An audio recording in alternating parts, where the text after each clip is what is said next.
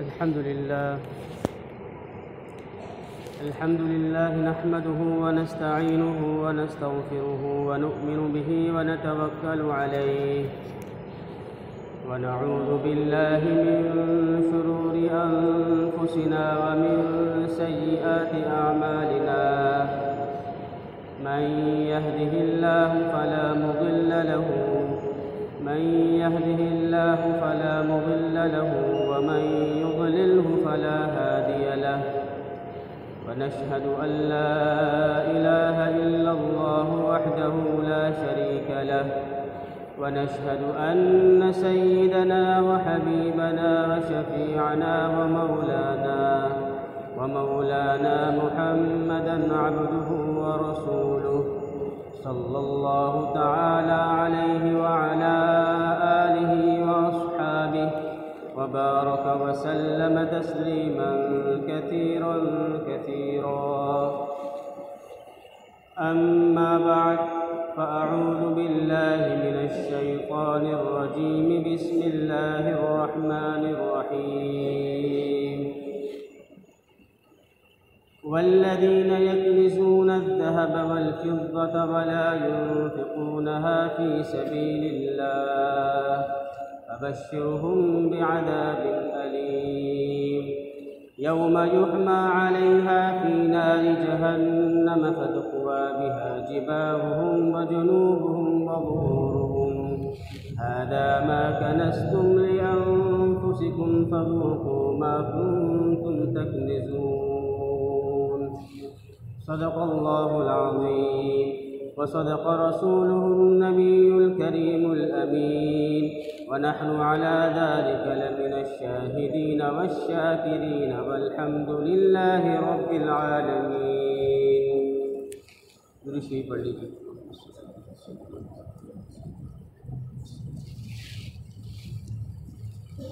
मेरे मोहतरम भाइयों, आज़ीज़ों, दोस्तों, बुजुर्गों,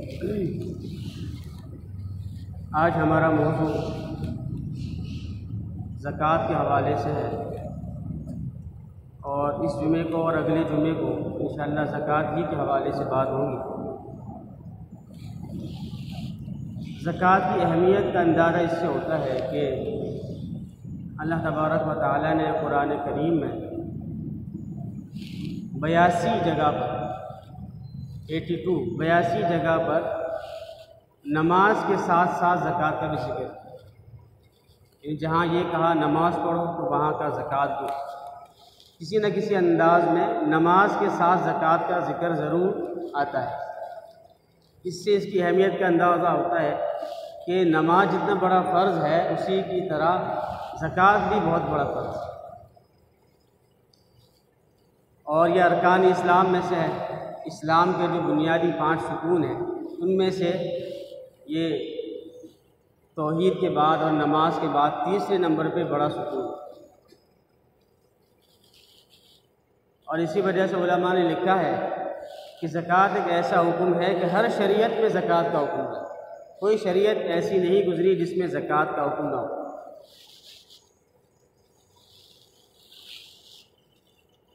सन 2 हिजरी में ये ज़कात का हुक्म आया. यानी पहले अल्लाह तबारक व तआला ने तौहीद और अकायद को ठीक करवाया. इसके बाद नमाज फ़र्ज़ की मेराज के मौके पर. उसके बाद जब हिजरत हो गई तो सन 2 हिजरी में पहले ज़कात फ़र्ज़ हुई और उसके बाद रोज़ा फ़र्ज़ हुआ. और ये एक ऐसी इबादत है कि एक तो नमाज है. नमाज में हम क्या करते हैं कि अल्लाह ताला के सामने अल्लाह से मुनाजात करते हैं, नमाज़ पढ़ते हैं, जिसमें इंसान का अपना ज़ाती फ़ायदा है. इंसान के दिल में जो बीमारियां हैं वो ख़त्म होती हैं और दूसरी किसके फ़वाइद हैं, जो एक लंबा मौजू है.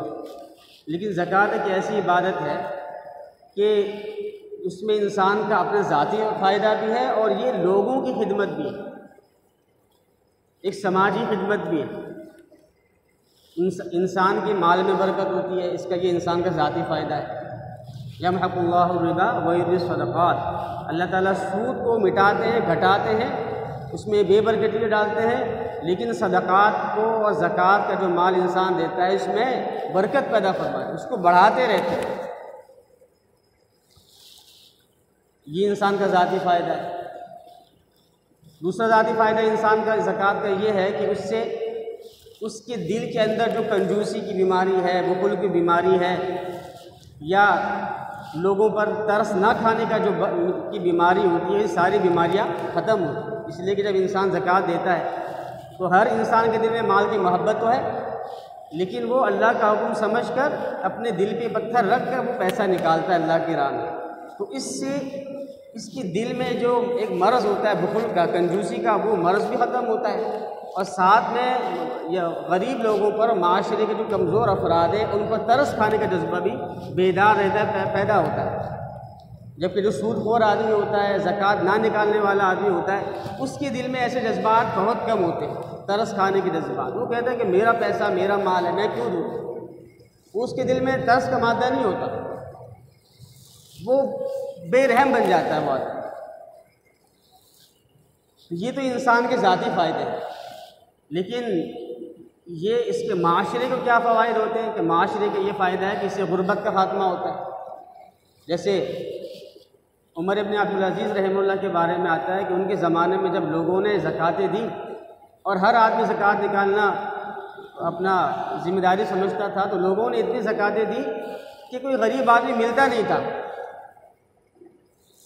और इसी वजह से किताबों में ये बात मिलती है कि अगर लोग सही सही ज़कात निकालना शुरू कर दें और जिस पर जितनी ज़कात है, चाहे मर्द हो चाहे औरत, जिस पर जितनी ज़कात बनती है वो अगर ज़कात निकाले तो गुर्बत का ख़ात्मा हो जाए। लेकिन गुर्बत का ख़ात्मा क्यों नहीं होता? इसकी एक बड़ी वजह ये होती है कि लोग ज़कातें नहीं देते, पूरी नहीं देते, उसमें डंडी मार देते हैं या ज़कात सिरे से नहीं देते। इसकी वजह से गरीबों का एक बहुत बड़ा हक़ पामाल होता है और माशरे में गुर्बत वो बढ़ती रहती है। तो ज़कात देने का समाजी फ़ायदा ये है, माशरे का फ़ायदा ये है कि गुर्बत का ख़ात्मा इससे होता है। और दूसरा बड़ा फ़ायदा ये है कि गरीब लोगों की खिदमत होती है, मुल्क की तरक्की होती है, मुल्क को भी फ़ायदा है, कौम को भी फ़ायदा है, माशरे को भी फ़ायदा है। इसके मुकाबले में जब ज़कात नहीं देता आदमी तो उसके बारे में कुरान करीम में आता है कि जो अभी मैंने आपके सामने आयत तिलावत की है, उसमें अल्लाह तबारक व तआला फरमाते हैं कि अल्लज़ीना यकनिज़ून अज़्ज़ाहब वल फ़िद्दा, कि जो लोग सोना चांदी रुपया पैसा जमा करके रखते हैं, वला युनफ़िक़ूनहा फ़ी सबीलिल्लाह, उसको अल्लाह की राह में ख़र्च नहीं करते, जहाँ ख़र्च करना चाहिए था वहाँ ख़र्च नहीं करते, फ़बश्शिरहुम बिअज़ाबिन अलीम, तो इनको दर्दनाक अज़ाब की वही सुना दे।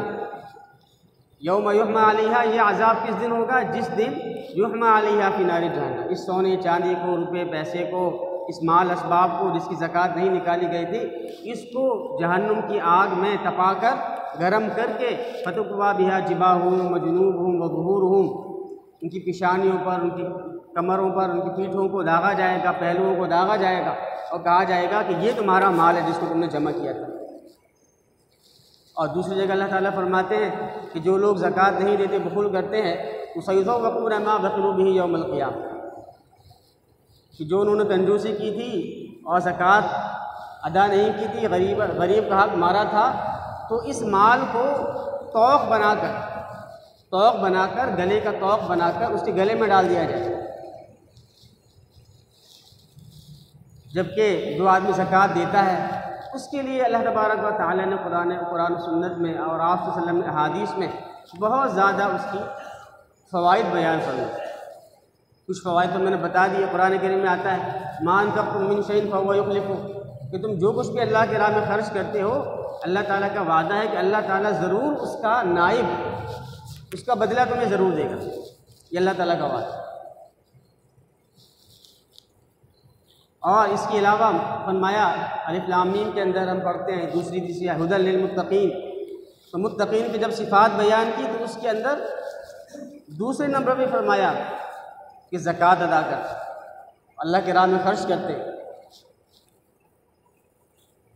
और इसी तरीके से सूरह मुमिनून में फरमाया क़द अफ़लहल मुमिनून, तो मोमिन लोग कामयाब हैं। फिर जो सिफ़ात बयान फरमाई तो उसमें एक सिफ़त ये बयान फरमाई कि जो ज़कात अदा करते वो कामयाब है। तो ज़कात अदा करने वाले कामयाब हैं, ज़कात अदा करने वाले मुत्तकी हैं, ज़कात अदा करने वाले मुमिनीन हैं, ज़कात अदा करने वाले आजिज़ हैं, इस वो मुतवक्किलीन हैं। सूरह अनफाल में फरमाया कि अल्लाह पर तवक्कुल करने वाले लोग। तो ये सारी खुशखबरियाँ, सारी बशारतें ज़कात देने वालों की। ज़कात कहते किसे हैं? ज़कात के ग्रामर में माने आते हैं, दो माने आते हैं। एक इसके माने आते हैं तहारत यानी पाकी, दूसरे माने आते हैं इसकी निमा यानी बढ़ोतरी।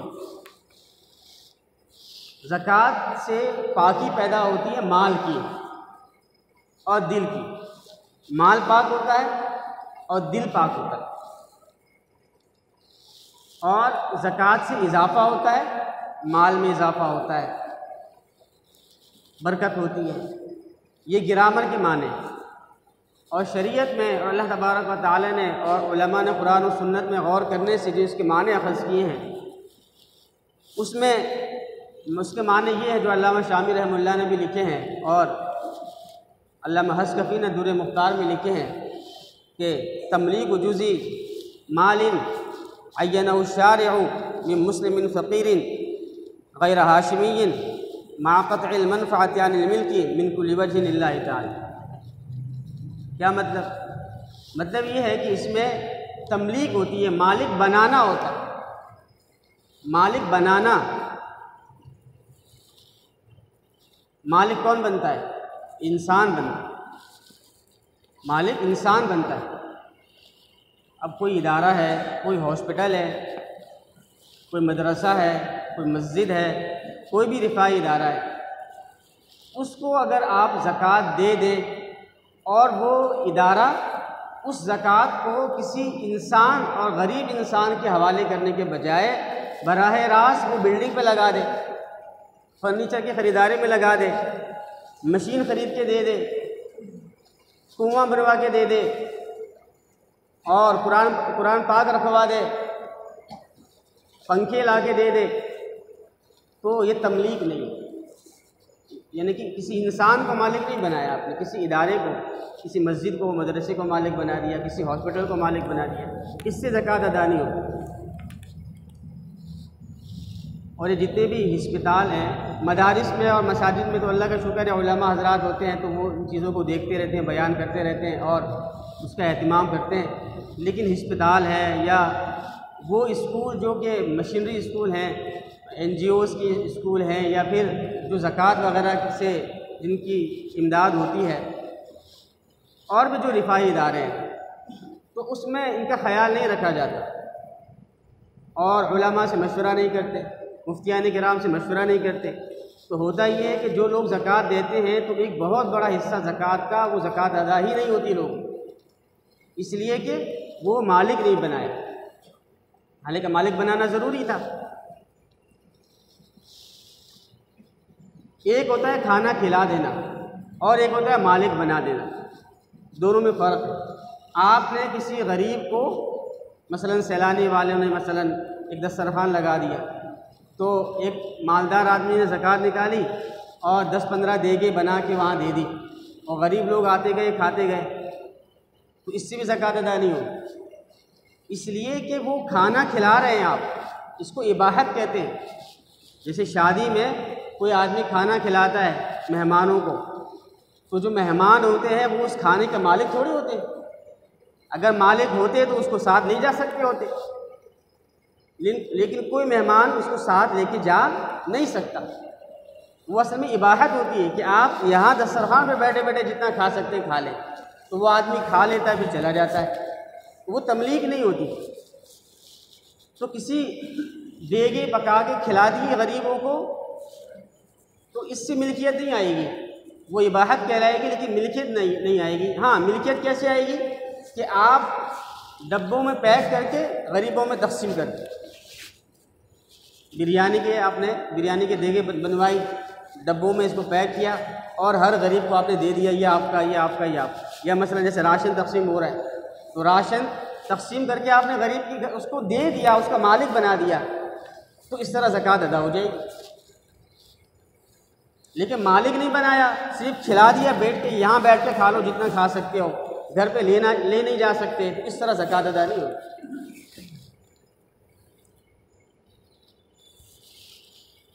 या कोई तंजीम है तो उसने मसलन उससे बैनर बनवा लिए, ज़कात के पैसे से बैनर बनवा के मुख्तलिफ़ जगहों पे चस्पा कर दिए, उससे भी ज़कात अदा नहीं होगी, इसलिए कि ये इसको आपने मालिक बनाया।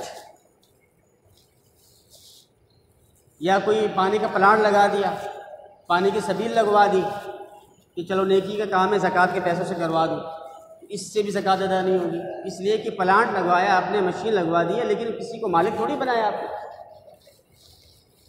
तो ये बारीक मसाइल हैं जो यानी कि पढ़े लिखे लोगों को भी पता नहीं होती और इसकी वजह से उनकी ज़कात अदा नहीं होती। तो जो हॉस्पिटल हैं और इसी तरीके से बहुत से ऐसे इदारे हैं जो रिफाई काम करते हैं, रिफाई खिदमत, समाजी खिदमत का बहुत बड़ा जज्बा होता है लोगों में। अल्लाह के नेक बंदे हैं जो बहुत पैसा खर्च करते हैं, लेकिन थोड़ी सी बेहतियाती करने की वजह से और इन मसाइल का ख्याल ना रखने की वजह से वो उनकी ज़कात अदा नहीं होती। जो उसके ज़िम्मेदारान हैं वो भी गुनाहगार होते हैं और जो देने वाला है वो भी गुनाहगार है कि उसने देख के क्यों नहीं दिया। ऐसे इदारे को देना चाहिए था कि जो इन तमाम चीज़ों का ख्याल करता हो, तो आपने देखभाल के नहीं दिया। तो ये बहुत ज़रूरी चीज़ है। और जितने हॉस्पिटल हैं, जितने रिफाई इदारे हैं, बल्कि आजकल तो जितनी बड़ी बड़ी कंपनियां हैं उनको भी चाहिए कि वो जो मुस्तनद उलमाए किराम हैं, मुफ्तियान किराम हैं, उनको अपने उसमें रखें, हॉस्पिटल में या जो भी इदारे हैं वहाँ इनका एक बोर्ड होना चाहिए, शरिया बोर्ड हो, जिसकी निगरानी में सारे पैसों की जो आए पैसे आए और जो गए उसका जो है मुकम्मल उसका हिसाब किताब हो, किस तरीके से पैसा आया। और जो इसमें मुलाजमीन काम करने वाले हैं, जो फंडिंग लेते हैं, रिसीव करते हैं और जो लगाते हैं, उनकी पूरी तरबियत करने की ज़रूरत है कि आपने फ़ंड लेना है तो किस तरीके से लेना है और किस किस मसरफ़ में ख़र्च करना है, फिर उसका ऑडिट हो, ये बहुत ज़रूरी है। इसी वजह से जो दीनदार लोग हैं, दीनदार जो मालकान हैं, वो अपनी फैक्ट्रियों में, वो अपनी कंपनियों में, वो अपने अस्पतालों में इसका ख्याल रखते हैं और एक शरिया बोर्ड उन्होंने कायम कर रखा होता है। जैसे इंडस हॉस्पिटल है, डॉक्टर अब्दुल बारी साहब का इंडस हॉस्पिटल है, तो उसमें अतियात का मसरफ़ अलग है, ज़कात का मसरफ़ अलग है और हर एक का सिस्टम अलग है। बैंक अकाउंट अलग है, ज़कात का बैंक अकाउंट अलग है, तो अतियात का अलग है। तो बहुत बारीकियाँ हैं, इसको मद्देनज़र रखना ज़रूरी है, वरना ज़कात ही अदा नहीं है। तो ये पहली चीज़ है, तमलीक ज़रूरी है। अच्छा, अब तमलीक की दो सूरतें होती हैं। एक सूरत तो ये है कि जैसे गरीब के हाथ में आपने दे दिया, जैसे राशन उसके हाथ में दे दिया, या एक ज़कात के पैसे से एक मकान ख़रीदा और वो मकान गरीब के हाथ में उसको कब्ज़ा करवा दिया, या पंखों की ज़रूरत थी गरीब को तो आपने वो पंखे ख़रीद के गरीब के हाथ में दे दिए, तो गरीब को देने की वजह से, मालिक बनाने की वजह से ज़कात अदा हो जाए। और ये बात याद रखें कि ज़कात देने के लिए ज़रूरी नहीं है कि पैसा ही आप, जिस तरीके से पैसा देने से ज़कात अदा हो जाती है, वैसे किसी और जिन्स से, जैसे राशन देने से ज़कात अदा हो जाएगी, या किसी गरीब को पंखे की ज़रूरत है, आपने पंखा दिलवा दिया, उससे ज़कात अदा हो जाएगी, या उसको इलाज के लिए कोई दवाई की ज़रूरत है, दवाई दिलवा दिया, उससे ज़कात अदा हो जाएगी। उसको मकान की ज़रूरत है, आपने मकान दिलवा दिया, उससे ज़कात अदा हो जाएगी। उसको बाइक की ज़रूरत है, आपने बाइक दिलवा दी, ज़कात अदा हो जाएगी। लेकिन ज़रूरी है कि उस गरीब के हाथ में दे। ये पहली सूरत है कि इसमें बराह रास्त बग़ैर किसी वास्ते के गरीब के हाथ में आप चीज़ देते। दूसरी चीज़ ये है कि गरीब के हाथ में देने की दूसरी सूरत ये है कि आप एजेंसी ले लें, मतलब वकालत ले लें। उसका तरीका क्या है? उसका तरीका ये है कि जैसे एक हॉस्पिटल है या कोई भी एक गरीब लोगों के लिए काम करने वाला एक इदारा है, उसके पास ज़कात का पैसा आता है, तो जैसे ही कोई उसके पास ज़कात का पैसा आए तो उसका तो एक तो अकाउंट अलग होना चाहिए, ज़कात का अकाउंट अलग हो गया, उसका अलग हो गया, या उसकी जगह अलग अलग कर दी। और जैसे ही एक मरीज़ आया, एक मुस्तहिक मरीज़ आया या मुस्तहिक आदमी आया, तो उससे एक वकालतनामा ले लिया। अगर तो वो पढ़ा लिखा आदमी है तो उसको पढ़ा दे कि ये वकालतनामा है, और अगर अनपढ़ है जैसे गांव देहातों में होता है तो उसको पढ़ के सुनाए।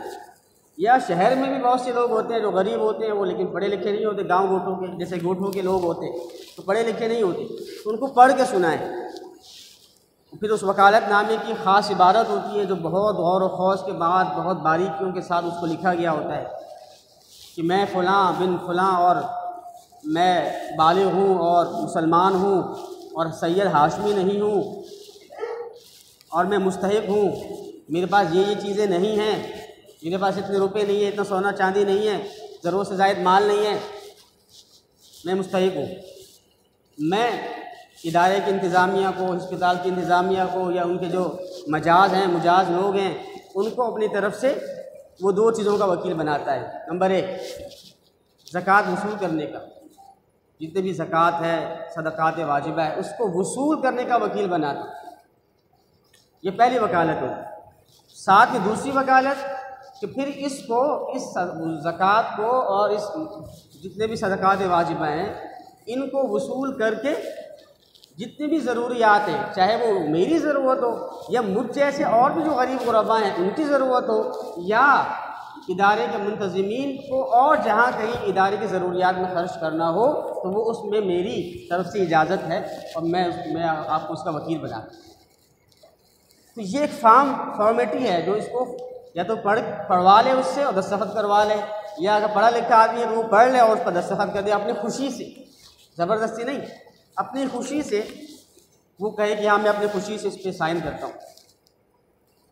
उसमें क्या होगा कि वो अब जो भी मसलन आपके पास 1 लाख रुपए आए ज़कात के और आपने 10 मुस्तहिक़ अफराद से इस तरह के वकालतनामे साइन करवा लिए या उससे वकालत ले ली, तो अब वो जो 1 लाख रुपए जैसे ही आए तो वो 1 लाख रुपए डिवाइड हो गए 10 बंदों में, और उन 10 मुस्तहिकीन में से जिन जिन लोगों ने वकालतनामे पे दस्तखत किए तो वो 1 लाख डिवाइड होकर गोया कि हर मुस्तहिक था उसके पास 10,000 रुपये चले गए और हर मुस्तहिक ने 10,000 रुपये में कब्ज़ा किया और उसकी तरफ से उसकी जो हॉस्पिटल की जो इंतज़ामिया है या जो कोई रिफाई इदारा उसकी इंतज़ामिया ने पहले उस गरीब की तरफ से उस पर वसूल किया और फिर वसूल करने के बाद उसी की वकालत से, उसी गरीब आदमी की वकालत से वो उसको जो उसकी ज़रूरी जगह है वहाँ पे वो खर्च करते हैं।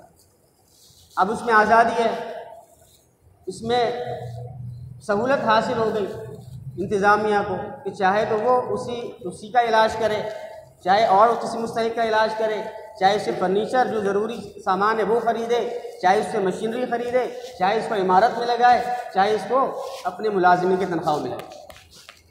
इसलिए कि ये वकालतनामा करने की वजह से वो मालिक बन चुका है और तमलीग हो चुकी है।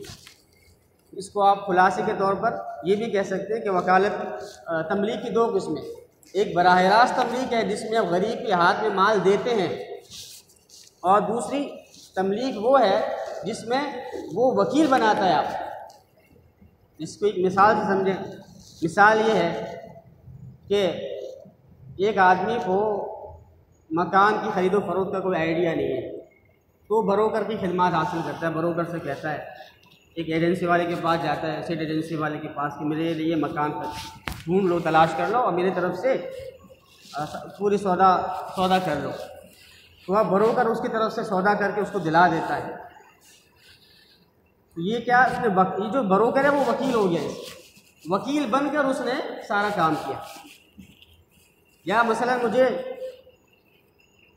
अपने घर में कोई कूलर लगवाना है, कोई सोलर सिस्टम लगवाना है, मैं खुद नहीं जा सकता, मैंने किसी प्लम्बर से रब्ता किया, उनसे कहा कि ये पैसे आपको देता हूँ, आप जाके ख़रीद के ले आएँ। तो अब ये प्लम्बर जाके ख़रीदेगा वो वकील है, तो वकील का जो भी काम होता है वो मुवक्किल का काम होता है। या एक और मिसाल, जो निकाह में वकील होता है वो लड़की का वकील होता है, लड़की खुद तो नहीं बैठी होती, उसका वकील उसकी तरफ से वो कबूल करता है हाँ कि मैंने कबूल किया, तो उस वकील का कबूल करना उस लड़की की तरफ से कबूल करना शुमार होता है। इसी तरह से जब वो ज़कात का वकालतनामा फिल करवा लिया या उससे इकरार ले लिया तो वो जो जितने मुस्तहिकीन हैं वो गोया कि वो वकील बना रहे हैं इसको, इदारे की इंतज़ामिया को, और इंतज़ामिया उनकी वकालत से सारे काम अंजाम। तो इस अस्पताल में जितने भी तरक्याती काम होंगे, जितने भी इलाज मुआवजे होंगे, गोया कि उन सब का जो सवाब है वो इन सारे मुस्तहिकीन जिन्होंने वकालतनामे पे साइन किया उन सबको मिलेगा। इसलिए कि पैसा तो उन्होंने दिया, जिन्होंने ज़कातें दी उनकी ज़कातें भी अदा हो गई, उनको ज़कात देने का सवाब हो गया। और ये जिन लोगों ने सिग्नेचर किए, दस्तखत किए और उनके हाथ से होता हुआ ये पैसा हॉस्पिटल में लगा या किसी कुएँ में लगा, कहीं भी लगा, किसी जगह पे, अच्छी जगह पे, उसका सवाब उन मुस्तहिकीन को मिलेगा। तो ये तमलीग की दोनों सूरतों में से कोई एक सूरत इख्तियार करना ज़रूरी है, वरना वो ज़कात अदा नहीं है। और ज़कात की तारीफ़ का, उसकी जो डेफिनेशन है, उसका जो दूसरा हिस्सा है वो है तमलीगु जुज़ मालिन, कि माल का एक हिस्से का मालिक बना। यानी कि ज़कात के लिए ज़रूरी है कि वो कोई माल हो जिसको हिस्सी तौर पर, माल जिसको कहते हैं सोने की सूरत में, चांदी, रुपया, माल तिजारत, कोई भी जो चीज़ जिसको कहते हैं माल कहते हैं, वो होना चाहिए। अब मिसाल के तौर पर एक आदमी पर ज़कात फ़र्ज़ है, 5,000 रुपये ज़कात फ़र्ज़, उसके बाद 2 लाख रुपए हैं, वो 2 लाख की ज़कात निकली 5,000। उसने अपने किराएदार से कहा कि तुम ऐसा करो कि मेरा ये मकान है, इस मकान में तुम रह लो और तुमसे मैं किराया नहीं लूँगा। इससे ज़कात अदा नहीं होगी, इसलिए कि ये तो उसने कोई चीज़, कोई पैसा नहीं दिया उसको, बल्कि एक मकान में ठहरा दिया, और मकान में जो ठहराना है उसी को उसने ज़कात समझ लिया, तो इससे ज़कात अदा नहीं होगी। हाँ, ये कर लें, जैसे मैंने पिछले जुमे भी अर्ज़ किया कि वो जो गरीब अगर किराएदार है, उस किराएदार से कहे कि लाओ 5,000 रुपये दो, उसने दे दिए, उसने कहा कि आप दोबारा ले लो, पहले उससे किराया ले लिया, किराया वसूल करने के बाद हाथ में 5,000 रुपये आ गए, वो किराया हाथ में आ गया। अब ये किराया जो है, ये जो पैसा है, ये माल है, ये माल अब आप उसी को दे दो, जबकि वो मुस्तहिक हो तो ज़कात अदा हो जाएगी, ज़कात की नीयत से दे दो, उसका किराया अदा हो गया, आपकी ज़कात अदा हो, इस तरह करें। और तीसरी चीज़ है अय्यनहु शारिअ, कि ज़कात के लिए ज़रूरी है कि वो ज़कात की उतनी मिक़दार दें जिसको शरीयत ने और अल्लाह ताला ने मुकर्रर किया है, उतनी मिक़दार देनी होगी। उससे कम देंगे तो वो भी ज़कात पूरी अदा नहीं होगी। जैसे कि सोना है, चांदी है, नकदी है, माल तिजारत, ये 4 चीज़ें, इनके अंदर शरीयत ने क्या मकदार मुकर्रर किया? 2.5%। सोना है 2.5%, चांदी है तो 2.5%, नकदी है 2.5%, और माली तिजारत है तो 2.5%। तो 2.5% को आसान अंदाज में आप कैलकुलेटर से जो हिसाब किताब करते हैं, उसका तरीका ये है कि कोई सी भी बड़ी रकम हो, सोने का रेट मालूम किया, चांदी का रेट मालूम किया, नकदी तो आपके हाथ में है, और जो दुकान का साजो सामान है उसकी एक लमसम रेट निकालिए या होल सेल रेट निकाल के, लेकिन कीमत फ़रोख्त होना चाहिए, कीमत ख़रीद नहीं, कीमत फ़रोख्त। जिस कीमत की अभी आप बेचेंगे, एक तो कीमत ख़रीद होती है कि आपने धागा ख़रीदा 2 रुपये का और बेच रहे 50 रुपये का, तो 2 रुपये के को नहीं मिलाएंगे, 50 रुपये को मिलाएंगे, इसलिए कि वो कीमत फ़रोख्त है, 50 रुपये का आप बेचते हैं। और ये तमाम चीज़ों को सामने रखने के बाद एक जो वैल्यू आ गई है, उस वैल्यू को फिर आप कैलकुलेटर पे डालें और उसको 40 से डिवाइड कर दें, तकसीम जिसको कहते हैं, तकसीम कर दें 40 से। मसलन अगर आपके पास मोबाइल हो अभी, तो उसमें 1 लाख रुपये लिखिए, 1 लाख रुपये लिखने के बाद वहाँ डिवाइड का निशान लगाए तकसीम का और 40 लिखें, तो उसके बाद जवाब आएगा 2,500। 2 लाख लिखेंगे तो जवाब आएगा 5,000, 40,000 लिखेंगे जवाब आएगा 1,000, 80,000 लिखेंगे तो जवाब आएगा 2,000, 1,20,000 लिखेंगे तो जवाब आएगा 3,000। तो इस तरीके से जो 40 से मल्टीपल उसको डिवाइड कर दें, तो वो ये है इसका मखसूस मकदार। जो जानवर हैं उनकी मकदार अलग है, गाय की ज़कात अलग है, ऊँटों की ज़कात अलग है, बकरियों की ज़कात अलग है। तो खेती बाड़ी है उसकी ज़कात अलग है कि वो बारिश की ज़मीन से सैराब होती है, ये वो ट्यूबवेल से सैराब होती है, उसकी फिर ज़कात अलग अलग है। लेकिन ना हमारे पास जानवर होते हैं और ना हमारे पास खेती बाड़ी होती है, तो शहरी ज़िंदगी में 4 चीज़ें होती हैं, सोना, चांदी, नकदी और माली तिजारत। तो इसलिए शहरी ज़िंदगी में जो उलमा वो 4 चीज़ें बताते हैं, अगरचे वो चीज़ें तो 6 हैं, लेकिन क्योंकि उन 2 चीज़ों की ज़रूरत ही पेश नहीं आती, इसलिए इसको बयान भी नहीं करते। तो ये 3 चीज़ें हो गई। पहली चीज़ ये हो गई कि मालिक बनाना ज़रूरी है। दूसरी चीज़ ये हो गई कि वो माल होना चाहिए,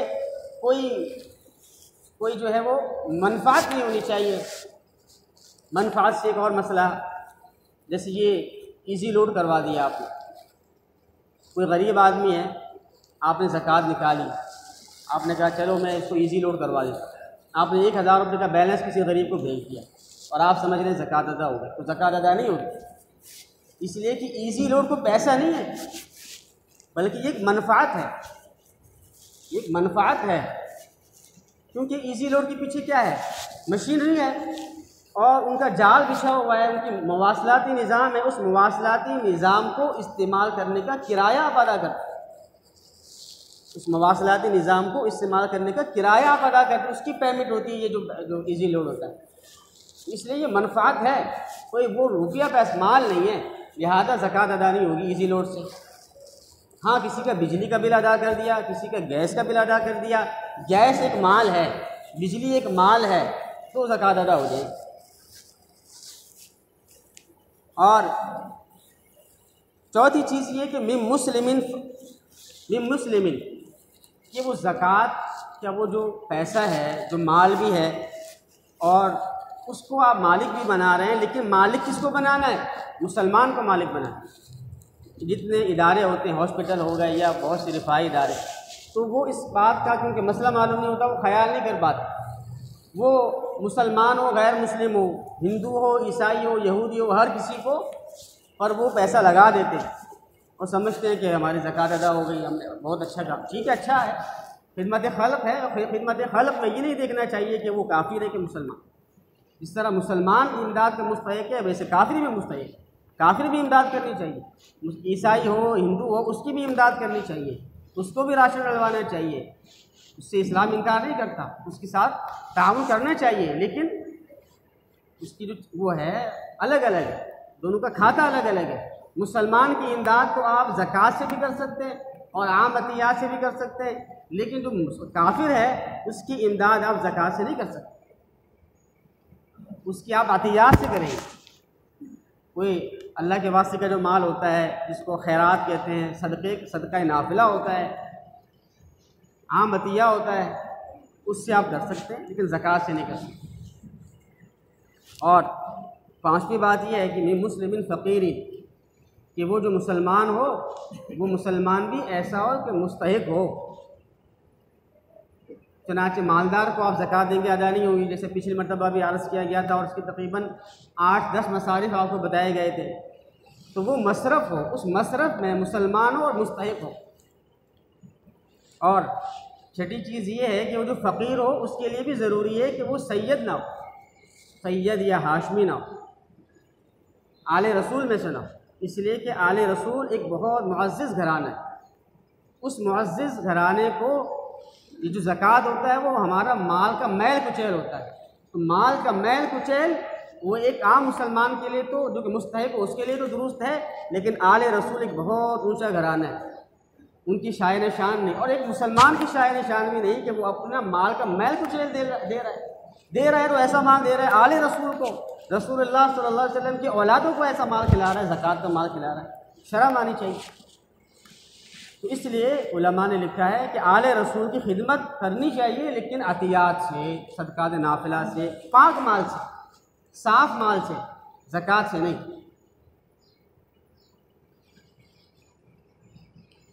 और इसी तरीके से वो इंसान का कोई औलाद भी नहीं होनी चाहिए और वालिद भी नहीं होना चाहिए, जिसको वो दे रहा है वो इंसान की औलाद भी ना हो। चुनांचे एक आदमी अपनी ज़कात अपनी औलाद को नहीं दे सकता, औलाद में बेटा बेटी भी शामिल है, पोता पोते भी शामिल है, नवासा नवासे भी शामिल है, और वालदैन में जो इंसान के माँ बाप हैं और साथ में दादा दादी नाना नानी ये सब शामिल है। अलबत्ता भाई को, बहन को, खाला को, फूफी को, मामू को, फूफा को, दामाद को, बहू को, इनको ज़कात दे सकते हैं। इसलिए कि ना तो वो औलाद है और ना ही वो आपके वालिदैन। तो वालिदैन और औलाद के अलावा जितने भी वो रिश्तेदार हैं, चाहे भाई हो गया, बहन, मामू, फूफी, खाला, मामू, दामाद और बहनोई, बहू, तो इनको दे सकते। बेटे को नहीं दे सकते लेकिन बहू को दे सकते। बेटी को नहीं दे सकते लेकिन दामाद को दे सकते। तो ये है इसकी ज़रूरी चीज़ें कि माक़तल मनफ़अत अनिल मिल्क मिन कुल्ली वजहिन। जब एक आदमी बिल्कुल अपने वो जब मालिक बना रहा है तो उसमें बिल्कुल अपनी मनफ़अत बिल्कुल बनाओ। और आखिरी चीज़ ये कि लिल्लाहि ताला, अल्लाह ताला को राज़ी करने के लिए ज़कात दी जाए। रियाकारी मकसूद ना हो, दिखलावा मकसूद ना हो, शोहरत मकसूद ना हो। बाज़ औक़ात तो ऐसा होता है कि सबके सामने देना चाहिए ताकि दूसरों को तरग़ीब हो, लेकिन अगर कोई ऐसा मौका है, असल हुक्म यही है कि जितना छुपा के देना चाहिए कि दाएं हाथ को ही पता न चले कि बाएं हाथ में क्या, ताकि उस गरीब की वो जो है वो इज़्ज़त रहे और उसकी जो छुपा रहे। सफ़ेद पोश लोग हैं उनकी जो है इज़्ज़त पे हर्फ ना है। तो बेहतर तो यही है। लेकिन बाज़ औक़ात ऐसा होता है कि जो बहुत सी कंजूस लोग होते हैं या बहुत से ऐसे लोग जो जिनको सिर्फ़ एक सिरा चाहिए होता है, तो जब एक आदमी पहल करता है, जेब से पैसे निकालता है, तो दूसरे लोग भी धड़ाधड़ निकालना शुरू कर देते हैं। तो फिर ऐसे मौके पर जहाँ पे तरगीब मकसूद हो तो वहाँ पे तरगीब देने के लिए सबके सामने भी ज़कात दे सकते हैं। असल चीज़ है अल्लाह को राज़ी करना। इंसान सबके सामने दे या खुफिया दे, असल चीज़ अल्लाह को राज़ी करना होना चाहिए और रियाकारी से बचना चाहिए। तो ये कुछ मसाइल थे ज़कात के हवाले से। इंशाअल्लाह अगले जुमे भी इसी हवाले से बहुत अहम मसाइल हैं, जैसे कि फ्लैटों के मसाइल हैं और शेयर्स के मसाइल हैं और भी बहुत से अहम मसाइल हैं ज़कात के हवाले से भी इंशाअल्लाह अगले जुमे इस पर बात होगी। दुआ है कि अल्लाह तबारक व तआला इन तमाम बातों को समझने की और उसको आगे पहुँचाने की और सही तरीके से समझने की तौफ़ीक़ अता फ़रमाए। वाखिर दावाना अनिल हम्दुलिल्लाह।